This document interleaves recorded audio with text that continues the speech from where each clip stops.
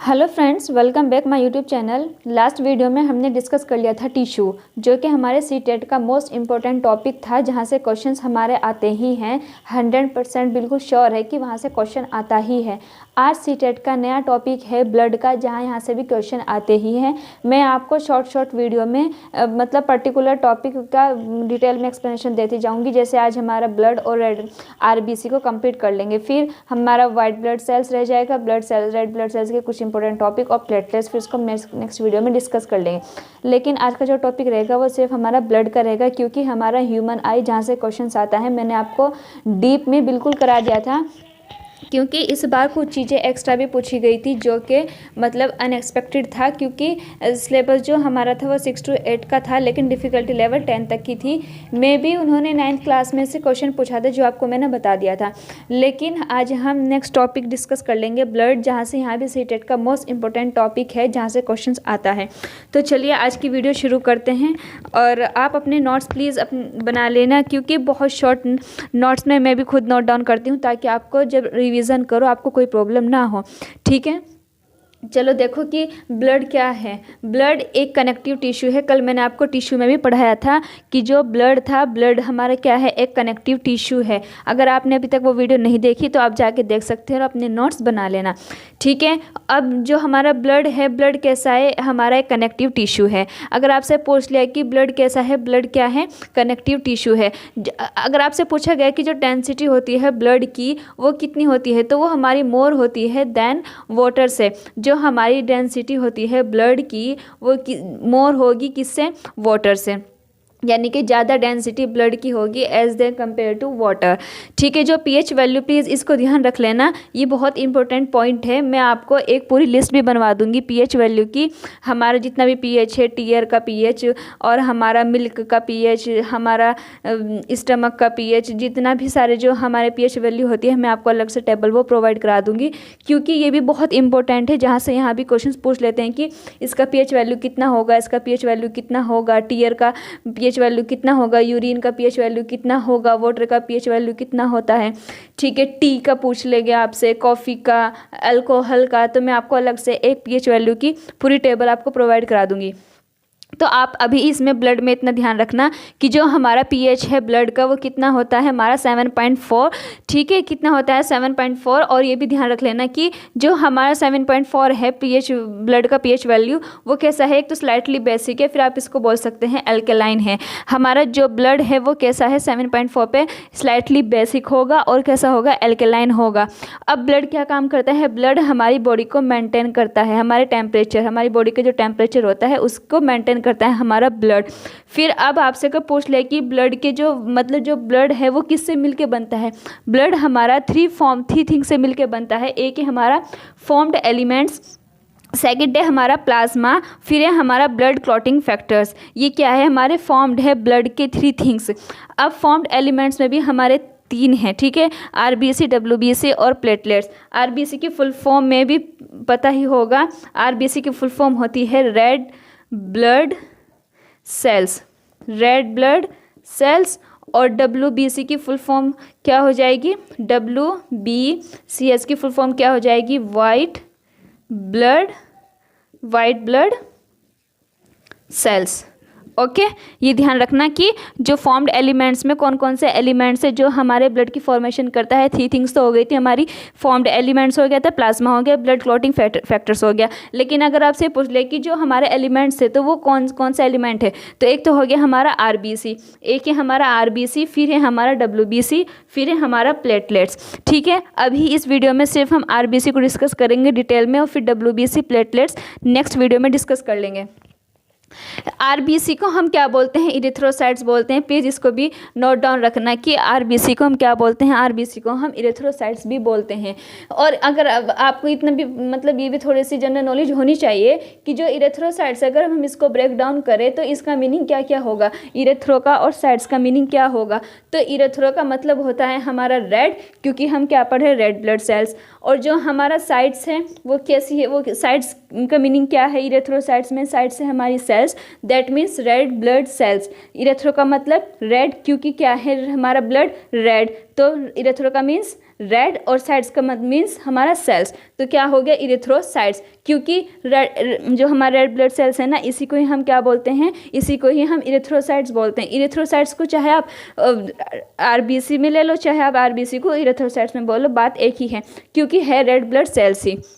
फिर आपसे बहुत इंपॉर्टेंट पॉइंट है कि जो हमारी फॉर्मेशंस होती है रेड ब्लड सेल्स की, वो कहाँ पे है, वो होती है हमारी बोन मैरो में। कहाँ पे, बोन मैरो। जैसे आप ये डायग्राम देख सकते हो, इस बोन मैरो में हमारी क्या होती है, रेड ब्लड सेल्स की फॉर्मेशंस होती है। अगर आपसे क्वेश्चन पूछा जाए कि जो रेड ब्लड सेल्स है वो रेड ही क्यों होती है, क्योंकि वो हीमोग्लोबिन की वजह से होती है। जो हमारी रेड ब्लड सेल्स है रेड किस वजह से होती है, वो हमारी हीमोग्लोबिन की वजह से होती है, जो कि मैंने यहाँ पे नोट डाउन भी किया हुआ। बहुत शॉर्ट नोट है, आप अपनी नोटबुक में नोट डाउन कर लेना।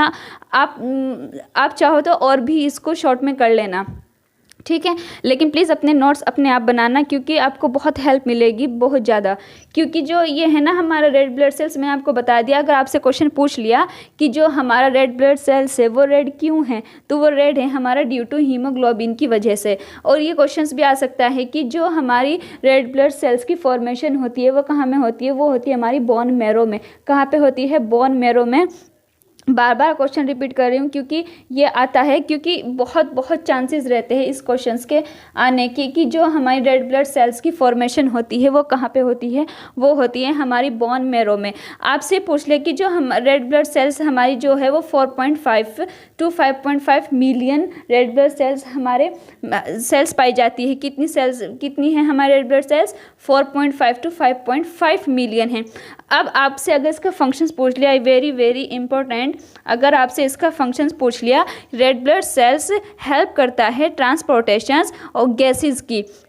रेड ब्लड सेल्स का किस में हेल्प करता है, transportation of gases in our body, oxygen to carbon dioxide. मतलब जो हम सांस लेते हैं, सांस छोड़ते हैं, मतलब ऑक्सीजन लेते हैं, कार्बन डाइऑक्साइड को रिलीज़ करते हैं, तो रेड ब्लड सेल्स क्या करता है, हमारी गैसेस को ट्रांसपोर्टेशन करने में हेल्प करता है। कौन, red blood cells, oxygen to carbon dioxide.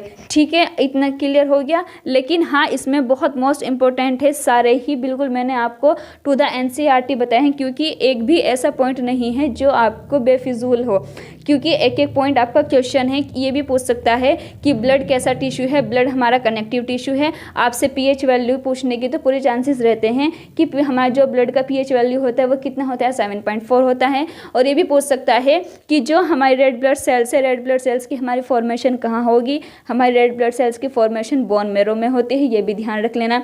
By chance अगर आपसे पूछ लिया कि जो रेड ब्लड सेल्स है, आप पढ़ रहे हो रेड ब्लड सेल्स है, लेकिन ये बताओ कि जो रेड ब्लड सेल्स है वो रेड क्यों है, तो वो है हमारी हीमोग्लोबिन की वजह से। दूसरा, अपनी जनरल नॉलेज में किसी भी टेट के लिए, किसी भी कॉम्पिटिशन या फिर अपनी डेली लाइफ की जनरल नॉलेज में आपको ये भी ध्यान रखना चाहिए कि जो रेड ब्लड सेल्स है उसी को ही हम इरेथ्रोसाइट्स बोलते हैं। क्योंकि अगर हम इरेथ्रोसाइट्स को ब्रेक डाउन करें तो इरेथ्रो का मीन्स हमारा रेड निकल के आता है, साइट्स का मतलब हमारा सेल्स निकल के आता है, जिसको हम रेड ब्लड सेल्स बोलते हैं।